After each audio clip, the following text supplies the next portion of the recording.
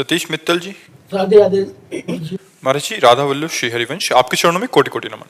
महाराज जी, जब हम किसी को दान करते हैं और व्यक्ति उस दान का गलत उपयोग करता है तो उसकी गलती का इसीलिए कहा गया है कि दान पात्र को देख कर दे।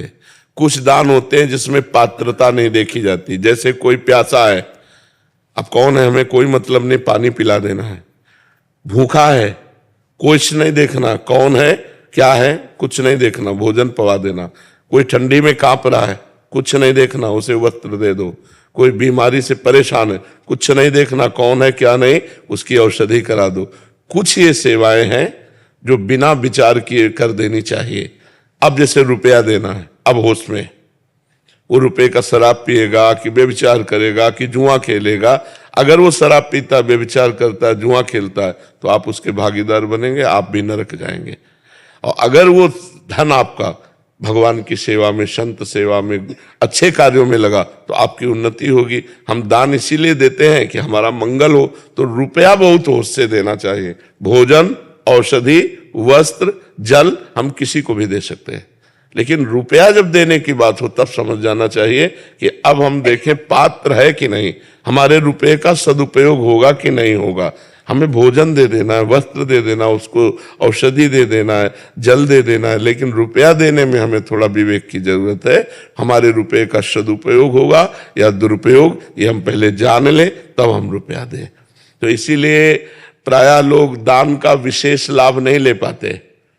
उसमें दो कारण होते हैं। एक तो देहाभिमान होता है कि जो दान दिया उसे छपा दिया, उसे हजारों लोगों के कान तक पहुंच गया तो खत्म आपका पुण्य।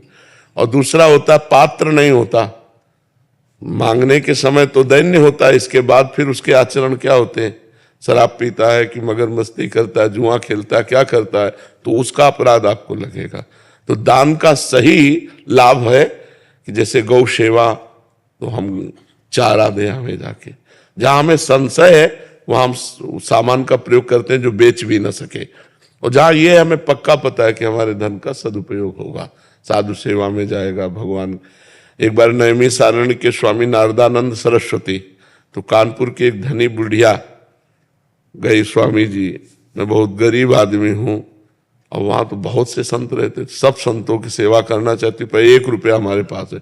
कहा लाओ, 1 रुपया लिया और भंडारी को बुलाया और कहा देखो इसका नमक ले आना और दाल में डाल देना, सब संतों को पाने का हो जाएगा।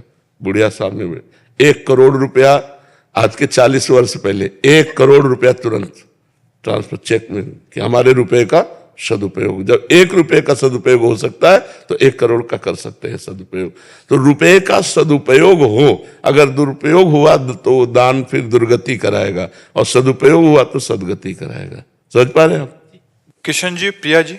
राधे राधे। महाराज जी, इनका भी एक ऐसा प्रश्न है कि महाराज जी, जो हम दान पुण्य या पूजा व्रत आदि करते हैं, अच्छे कर्म करते हैं, तो जैसे पति ने किया तो पत्नी और बच्चों को, या पत्नी ने किया तो पति और बच्चों को भी उसका भाग्य मिलता है। बिल्कुल बिल्कुल बिल्कुल बिल्कुल प्राप्त होगा। अगर पति कत्ल करता है, जेल जाता है, तो बच्चे पत्नी दुखी होते हैं नहीं होते, उनकी व्यवस्था भंग हो जाती है। नहीं, अगर पति 1 लाख रुपया कमा के लाता है तो बच्चे और पत्नी को मिलता है ना।